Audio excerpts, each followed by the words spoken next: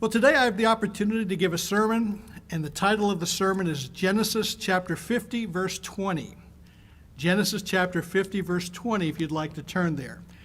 Sometimes I tell you, sometimes I like creative sermon titles, and other time I like boring sermon titles. But if when this is posted online, people will know exactly what we're talking about, Genesis chapter 50, verse 20. As you're turning there, one thing you'll realize, this is a forerunner of the example of Jesus Christ. The example of Joseph in the Old Testament is a forerunner. Many of the lessons we can learn from Joseph and this example are later followed through by Jesus Christ in the New Testament. And if you've never seen that before, you'll see it today. But let's go to Genesis 50. We'll begin in verse 15, leading up to verse 20. I'm not going through all the history of how the brothers mistreated Joseph. You should know that story. How they wanted to kill him, and then they wanted to sell, and they ended up selling him. And you know the story about the famine in the land, and how Joseph was the right-hand man to Pharaoh, and the family ended up getting over there in Egypt. And finally, he was able to get his dad over there in Egypt as well. And Pharaoh treated his family really well because of Joseph's great example. God blessed Joseph, and Joseph was very helpful in the civil government. Well, finally, Joseph's dad dies. So we see in verse 15 of Genesis 50. When Joseph's brothers saw that their father was dead, they said, quote, "Perhaps Joseph will hate us and may actually repay us for all the evil which we did to him." By the way, for those of you on the Wednesday night Bible studies, I'm talking about evil and wickedness on a series. I did many references in Genesis. Last week we did many references in the book of Psalms. And by the way, next week, on this coming Wednesday, we're going to talk about references from Ecclesiastes. And I don't know how many I'll do. Again, we're just talking about how the evil in the world, because there's a lot of evil in the world right now. So if we can look at the evil that happened in the Bible and look at how God helped them and how the people of God dealt with it, I'm trying to be encouraging how we can deal with this. But there was evil done to Joseph. The brothers did it, and they were like, uh-oh, Dad's gone. Dad may have been a buffer to us. Joseph wouldn't mess with us as long as Dad was alive, but deep down, he's probably got revenge in his heart. Deep down, he's going to get us. Uh-oh, what shall we do? So verses 16 and 17, they sent messengers to Joseph. They sent messengers, and again, it says, verse 17, "I beg you," the messenger said, "I beg you, please forgive the trespass of your brothers. Please forgive their sin. Please forgive the evil that they did to you." They sent messengers. Well, in verse 18, they ended up going and talking to him themselves. And they fell down before his face, and they said, "Behold, we are your servants. Have mercy on us. Yes, we did bad things. Yes, we did evil things. Please forgive us and please treat us well." Verse 19 just says, Joseph said, "Do not be afraid, for I'm in the place of God," meaning I'm not going to act like a wicked person. I'm not going to act like a vengeful person. I'm going to try to deal with things in a godly manner, and I'm going to deal with you correctly. The first line of verse 20 is the major premise of this presentation today. Genesis 50, verse 20. "As for you, my brothers, you meant evil against me, but God meant it for good, in order to bring about, as it is this day, to save many people alive." I want you to contemplate that concept from both angles, and I want you to be helped from both angles. That yes, my friends, it's good to realize people are planning evil against you from time to time. I hope you're alert and wise and can spot it. But when God allows that to happen, or God's involved in it in some way or fashion, God meant it for good. So again, we recognize the bad things, we deal with the bad things, but then we also look to see, okay, where's God's hand in this? So again, no matter what your crisis is, no matter what your trial is, whether it be a war in Ukraine, whether it be a horrible financial situations, whether it be marriage troubles, job troubles, or whatever, there can be evil done against you. It happens all the time. But as you recognize the evil around you, and brethren, please recognize it. Please recognize things around us. And then we're going to see it when we recognize it, though, we want to deal with it the right way. We want to deal with it like David did. We want to deal with it like Paul did. And certainly we want to deal with it like Jesus Christ did. But I want to ask you, when you have tough times, what is the good God is doing? When will it break? Sometimes it breaks pretty fast. Good things happen very fast. But I do believe there's some people who are not going to be completely satisfied till the kingdom. I think some of the rewards are going to be in the kingdom of God, when finally, again, you may not get your justice in this life. You may not get total satisfaction in this life. But friends, we have to do things the right way. Our dad in heaven wants us to do things the right way. So the phrase, "you meant evil against me," let's look at back in 2 Timothy chapter 4. 2 Timothy chapter 4, "You meant evil against me." We're going to look at the Apostle Paul. And in this example of the Apostle Paul, he's dealing with religious people. He's dealing with the religious people because I'm going to cover it from both angles. Evil will come from religious people, and evil will come from civil leaders. I've made the statement before, it's my opinion. For many of us in our branch of the Church of God, we had a little church crisis back in 1995. And in that crisis, what happened was, I personally believe, church leaders did a great disservice to the congregations. And I believe church leaders did not really serve the congregations well. And thereby, people have had to react to that for the last 20-some years. And some church leaders have gotten better at their responsibilities, and some have not. Some have just repeating the past. But the point is, we as members can learn how to respond to that bad leadership. We can respond to what's happening around us because we're expected to be paying attention to what's going on. We are to give our allegiance to God the Father and Jesus Christ. He is our apostle. I'm not looking for any person to be my apostle. I appreciate servants. I appreciate servant leadership. I appreciate people doing what they can to help people. But I'm not looking for a hierarchy to set things right. Having said that, too, I've said to my friends, I think what's happening in the world is the same thing that happened back in 95. Similar patterns of hierarchy, similar patterns of control. I saw control by religious leaders. I'm seeing, there's always been control of civil leaders, but it's highlighting right now. How is it going to go? Is it going to get worse? Is it going to get better? It's hard to say. But I watch what's happening. The difference is it's worse today, because the worst thing church leaders can do is slander you. Oh, they can disfellowship you or cancel you out. But that only works when they slander, if everyone believes the lies and then people treat you badly because of the lies. That's the worst they can do. The civil leaders can fine you. They can put you in jail. It's much more challenging today.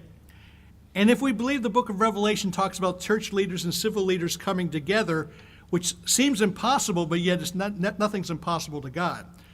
I happen to believe the book of Revelation is going to still play out. So even though you look and say, how can the civil leaders and church leaders come together? They're sometimes knocking heads with each other, bumping into each other. But again, there's a lot of things that happen when you sit back and watch. If church leaders and civil leaders come together, it's going to be worse for mankind. But my friends, the same thing is happening. But let's look at Paul dealing with church leaders, church people. Look here in 2 Timothy chapter 4, verses 14 and 15. My friends, you and I need to be positive people. The phrase I like to use is recognize negative and dwell on positive. We recognize negative and dwell on positive. We need to end up dwelling on positive, but you don't want to be a sap. You don't want to be a moron. You want to recognize people who are trying to hurt you. Here it says 2 Timothy 4, verse 14, Paul says, Alexander the coppersmith did me much harm. Well, if someone's trying to harm you, I hope you can recognize it. I hope you can see it coming. The sooner you can see it coming, the better you can deal with it, the better you can prepare against it. But Alexander the coppersmith, a religious guy in religion, did harm. May the Lord repay him according to his works. Okay? We don't want to take revenge in our own. That's the one thing we have to learn on this is when people do evil against us, we recognize it, but we don't stoop to vengeance. We do not stoop to vengeance. Verse 15, you also must beware of him, for he has greatly resisted our words. There's nothing wrong with you saying to yourself, I'm going to be aware of that person. I'm going to be aware of that situation. Certainly husbands and wives can talk about that. We want to be aware of that. And friends can talk about that. And that can be done without being slanderous. That can be done without being negative.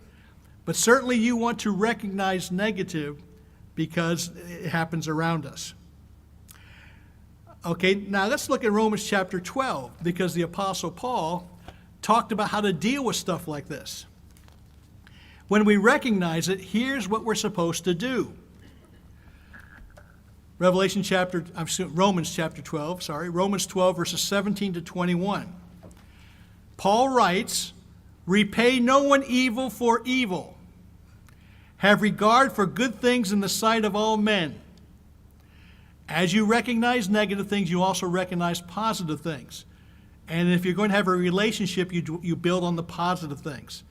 If there aren't enough positive things to build on, you don't have a relationship. But have regard for all things. Verse 18, if it's possible, as much as depends on you and as much as depends on me, live peaceably with all people. I want to be a peacemaker, and sometimes I have many opportunities to be a peacemaker, and I want to take advantage of all of those.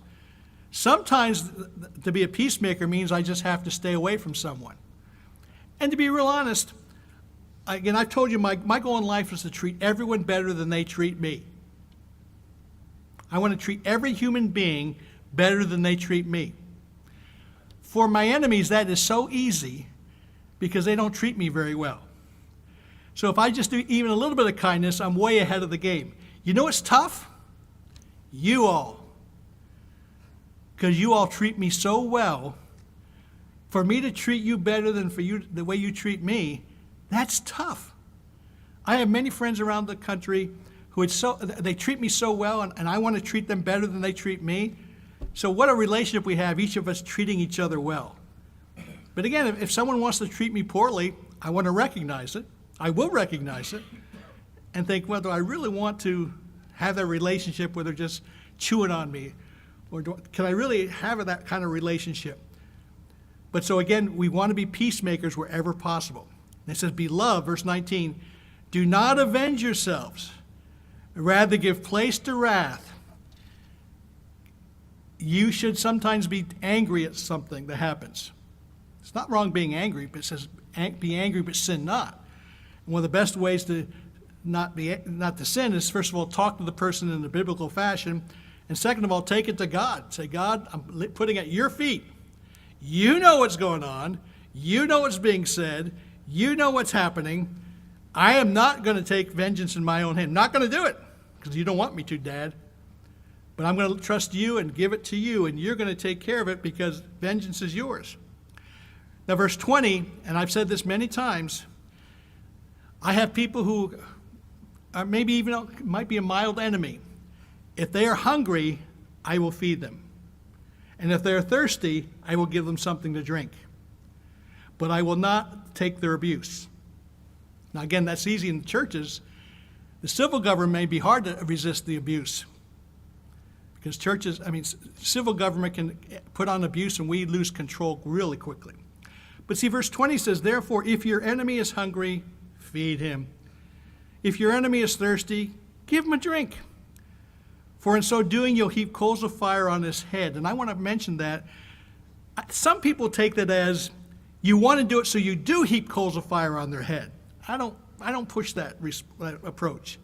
I'm just saying if you do the right thing, it may produce coals of fire on their head. Because quite frankly, if you're saying, oh, I want to feed them, I want to make them pay, I want to make them suffer, that's not the right attitude. You want to feed them because it's the right thing to do. And no matter how they take it, you and I may feed somebody and they may still be rude. That's their problem. There's a situation years ago, I don't want to get too details on it. There was a lady who was attending one of the churches of God. If I say even what I say, you'll know. Some of you will remember. And she was sick. She was sick. And our congregation was taking food to her. And she wrote me a letter. And she basically said, your congregation needs to repent. You, Dave Havir, and your congregation need to repent. And you need to come join us and do the work.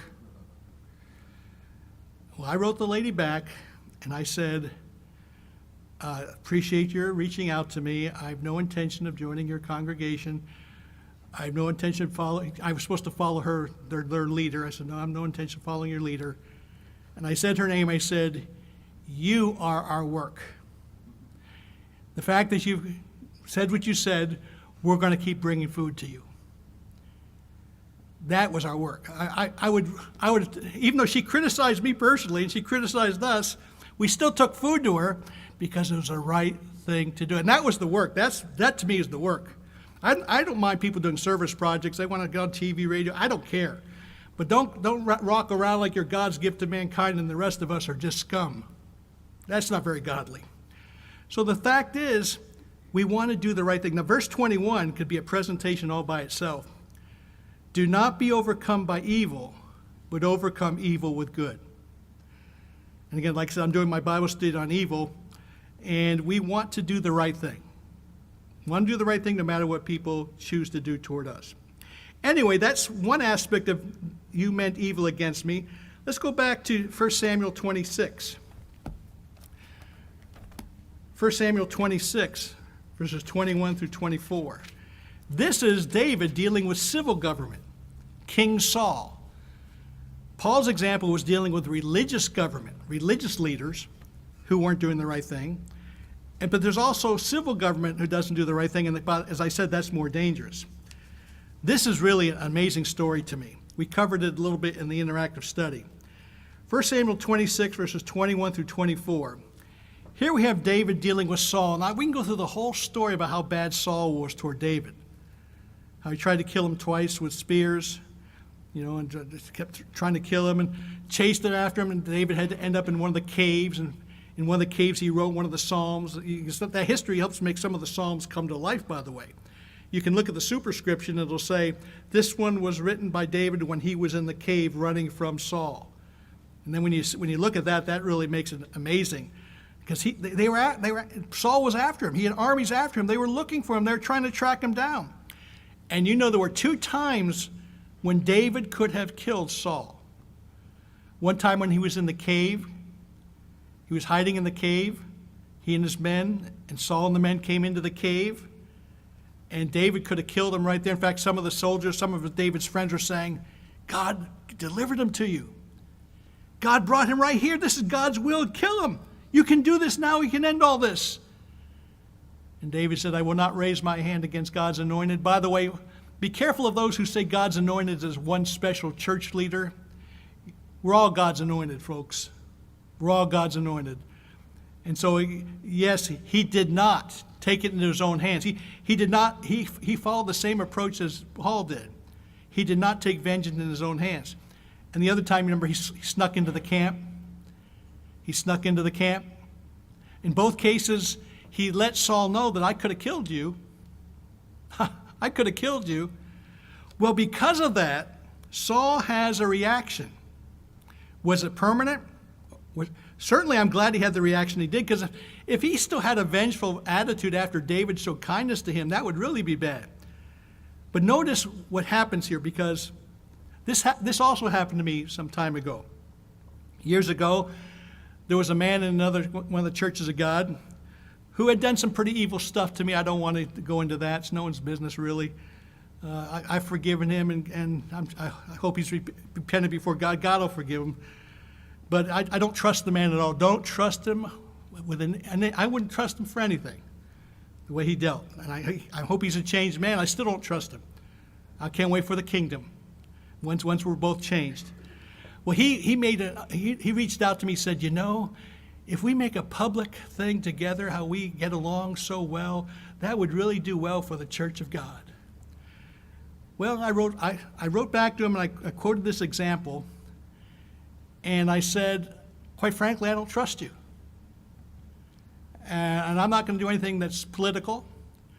I'm not going to do anything for public. I don't trust you. But I want you to notice here, verse 21, Saul said, after he realized David spared him twice, Saul said, I've sinned, David. Return, my son David. I will not harm you. Yes, I chased you. Yes, I had soldiers after you. Yes, I even had tried to get my son, Jonathan, to deal with you. But listen, I'm a changed person because my life was precious in your eyes, because you saved me twice. David, I've played the fool. I erred exceedingly. I was wrong, David. And I'm sure David forgave him. But David didn't trust him. I can say this for sure. There are a lot of people in this world I've forgiven a long. Friends, you may not believe this is the right thing to do, but so I'll just tell you anyway. I forgive people before they apologize. And some people have never apologized to me. I forgave them anyway. Just because, why should I worry about what they've done? They've made a mistake. Let it go. But just because I let it go doesn't mean I want to get hooked up with them again where they can do it to me again. Anyway, he said, indeed, I've played the fool. I've erred exceedingly. Basically, he was saying, come on, David, let's get together again. And David said, here is the king's spear. Let one of you, the young men, come over and get it. And may the Lord repay everyone for his righteousness and his faithfulness. For the Lord delivered you into my hand today, but I would not stretch my hand out against you. And indeed, as your life was valued much this day as in my eyes, so let my life be valued much in the eyes of the Lord, and let him deliver me from all tribulation. But he did not go back. Basically, what David said was, no, thank you. David, come back, come back, come back. And I'm sure David's like, well, it's really nice of you to apologize. It's really nice of you to see the light. It's really nice of you to see that I did spare you twice. But no, thank you. God bless you in your life. God bless me in my life. We'll work. We may run into each other, but Saul wanted to get back into that relationship. David said, no, thank you. Let's look over at another example of David over in Psalm 35. Psalm 35, beautiful psalm. Psalm 35. We're going to read verses 13 and 14 are the really key ones, but let's get some background before we get to verses 13 and 14. Psalm 35 is because, notice, he says here, let those be put to shame and brought to dishonor who seek after my life. David saying, those who are trying to hurt me, God, let them have shame from God. Those who've turned their back on me, who try to plot my hurt, I'll let God deal with it. Let them be like chaff before the wind. Let the angel of the Lord chase them. Let their way be dark and slippery. Let the angel of the Lord pursue them. For without cause they've hidden their net for me in a pit, which they dug a pit for me. They didn't care about my life. They dug a pit. They put a net in there. So verse 8, let destruction come upon them unexpectedly, and let his net that he has hidden catch himself, and that very destruction let him fall. He's basically, David saying, let them face the consequences of their evil. Let them face the consequences of their wickedness. But having said that, well, let's read verse 11 and 12.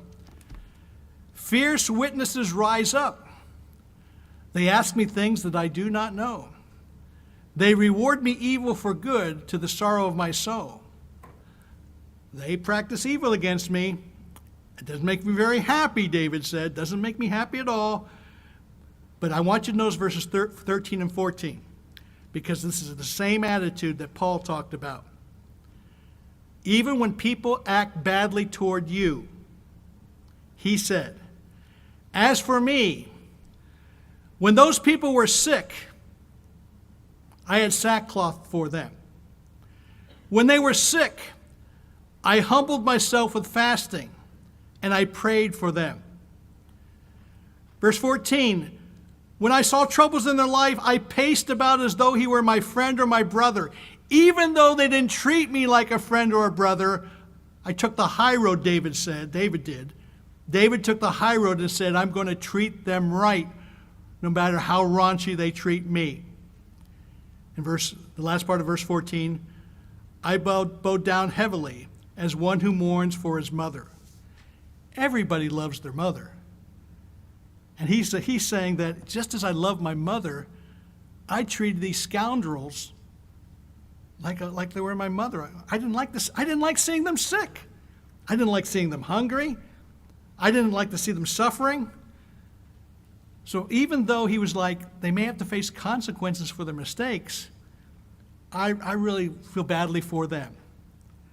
So again, when I talk about you meant evil against me, my dear friends, here in the hall and on the internet who will hear this later, you understand there are people who act evil against you, and it's going to get worse. Recognize it for what it is.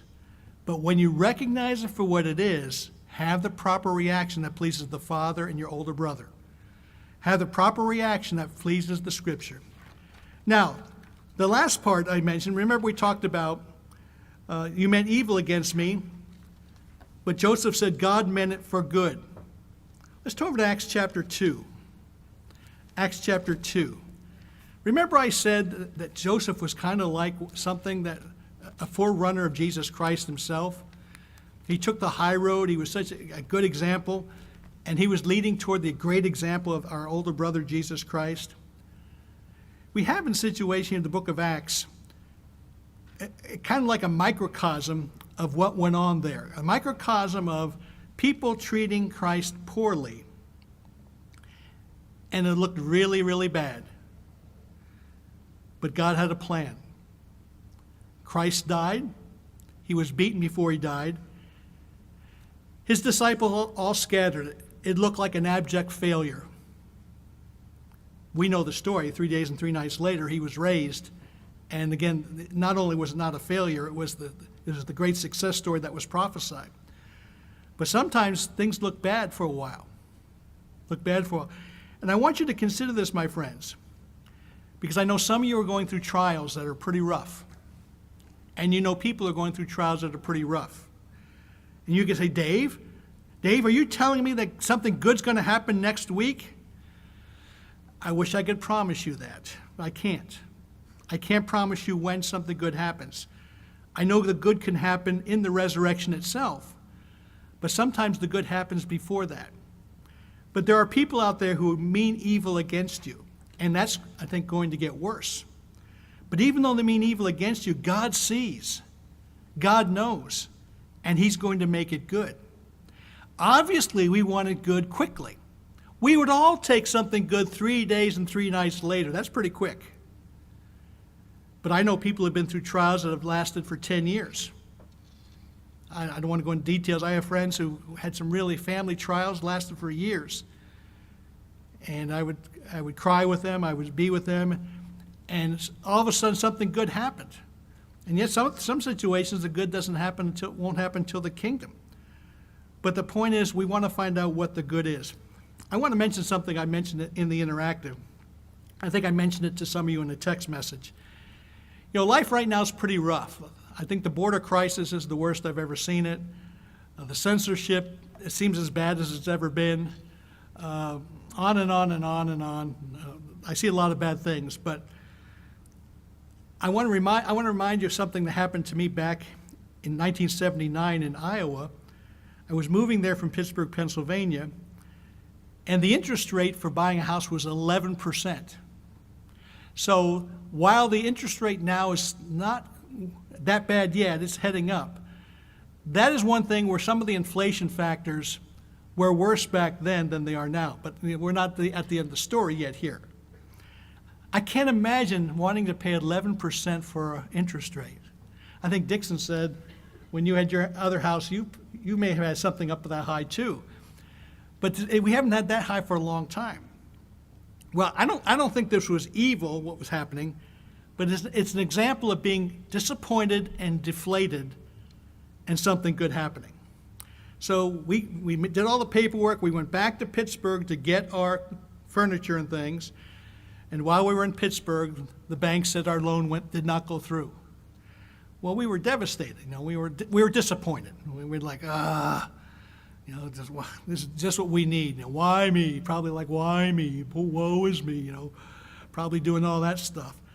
Well, then when we got back to Iowa, we went into a bank. And I don't know what happened. I don't know if the guy put us ahead of other people. I didn't ask for that. He seemed to like us, my wife and I. And he said, you know what? I can get you an 8% interest loan, but you got to do it today. Well, because we had been looking at houses, to get that 8% interest, I found a house that day, and we got it all done that day. The point was, when things look so horrible, all of a sudden something good happened. I was trying to get them to talk about that in the interactive study. How many times has something looked bad, looked really, really bad, and all of a sudden a rainbow comes up, something really nice happens? And brethren, I'd like you to think about that. Sometimes it can be based on evil, and sometimes it can just not based on evil. But I know I told this, Daniel and Stephanie, who are looking for homes, they're trying to move to our congregation, and their offer didn't go through. Excuse me. So I told them the story like, well, that offer didn't go through, but let's see what the next offer is going to be. And as I've said to many people, I hope it's God's will that they move here, because it's my will that they move here. And God's will is more important than my will, but I want them to move here. And if God opens doors, that'll be great. So I'm trying to help them realize, let's see what God opens up. Let's see if a new house opens up. Let's see if a better situation opens up. But again, that was one of the examples. And we all have examples of stories where things look really bad, like, oh no, how did this happen? And something good happens. Well, in the story here about God meant it for good, Acts 2, verses 22 through 24.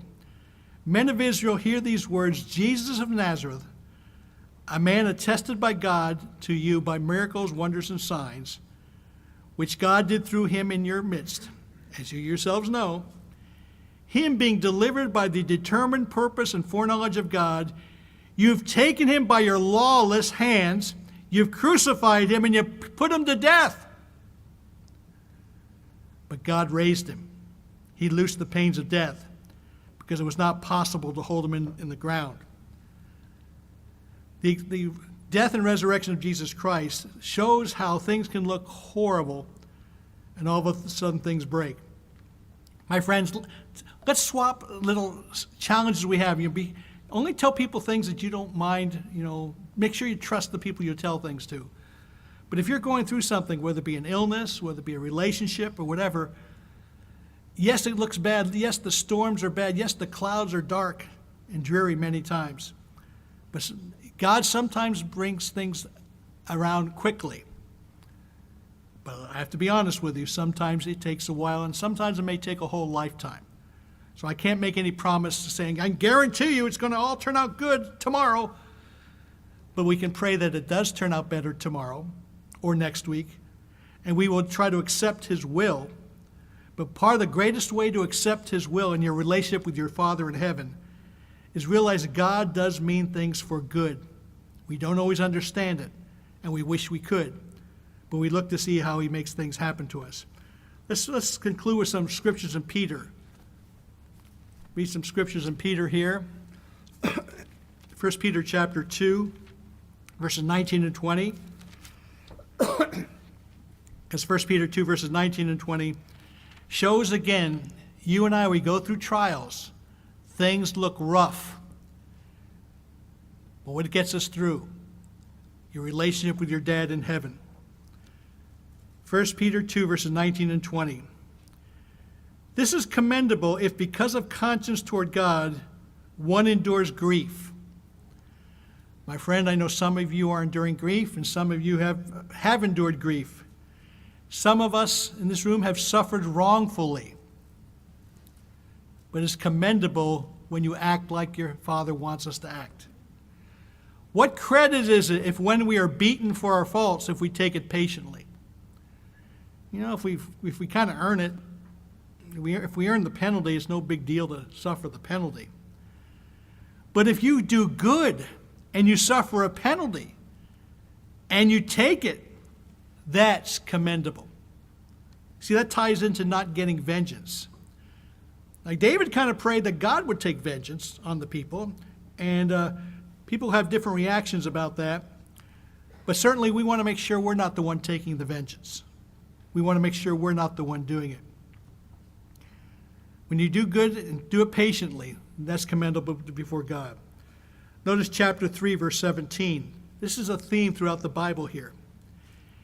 It is better, if it's the will of God, to suffer for doing good than for doing evil.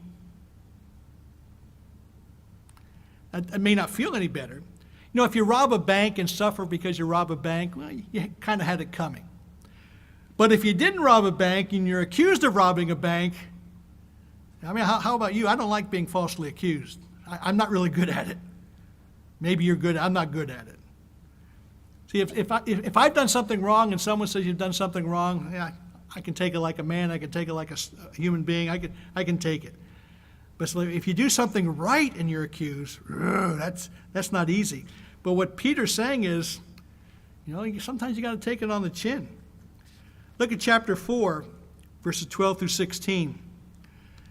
Beloved, do not think it strange concerning the fiery trials which is to try you, as though something strange happened to you. He says, rejoice to the extent that you partake of Christ's sufferings. When it says God meant it for good, God meant it for good because we get a chance to act like Jesus Christ. We get a chance to have the same relationship with God, the Father, that he had and has. We get to respond correctly. We get a chance to do it the right way. That when his glory is revealed, you may also be glad with exceeding joy. It'll be really nice when God says, well done, son.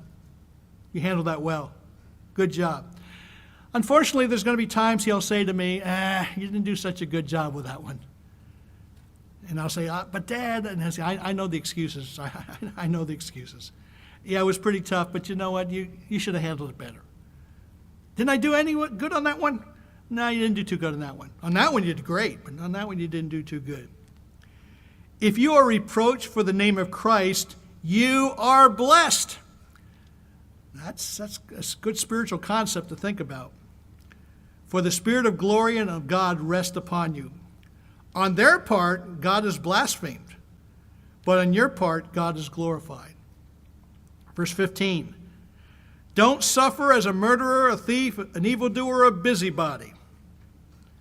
You know, in other words, when we suffer consequences for those things, that's what we deserve. By the way, none of you are murderers, none of you are thieves, none of you are evildoers. Too many times we're busybodies, though. That one's easier to slip up on. We've got to quit being busybodies. And he didn't mention the tongue in there, but the tongue is the biggest problem among Christians. The tongue is the biggest problem among Christians. And someone say, what isn't the first commandment or what the fourth commandment? The tongue is the biggest problem among Christians. How much we tear each other up. And I'm not even talking about even religious people. When religious people from different denominations need to come together to work as much in common as we have, because we have differences, and we can't let the differences cause us to do something we don't want to do. But right now, with what's happening in this world and what I think is going to get worse, I mean, how do I know? But someday it's going to get worse. And as it gets worse, I think we need to be working together a little bit, as much in common as we can find. Verse 16, if anyone suffers as a Christian, don't be ashamed. If you're right and suffer for Christ, don't be ashamed. If you're right and suffer for God, don't be ashamed. It's a badge of honor. It's a badge of honor. It's not easy, but we'd rather suffer for taking the high road as opposed to suffering because we earned it because of our own sin and disobedience. When we suffer for Christ, let him glorify God in this matter. Anyway, brethren, my time's up, but I wanted to spend a little time today talking about Genesis 50, verse 20. And the key phrase two key phrases I want you to think about. You meant evil against me. When people are going to try to be evil toward you, recognize it, deal with it. Don't be a sap. Don't be naive. Recognize when someone's trying to take your money. Recognize if someone's trying to take your food. Recognize, we heard today in the Interactive, someone did got someone's gas in the car today, in Big Sandy, right? And maybe not today, this week. It's going to happen. I know my friend in Longview, my mechanic friend in Longview talked about how they didn't siphon it out. They just go in and bust open the gas tank and drain it out. Do you realize how expensive it is to get a new gas tank? All sorts of things are, in fact, happening in Seattle, San Francisco, New York City, Washington, D.C., Austin, Texas. But that someday can creep into our life too. So folks, recognize the evil that's around you. Recognize it for what it is, and then we want to deal with it the right way. But most importantly then, as you recognize the evil, understand and think about the concept that God meant it for good.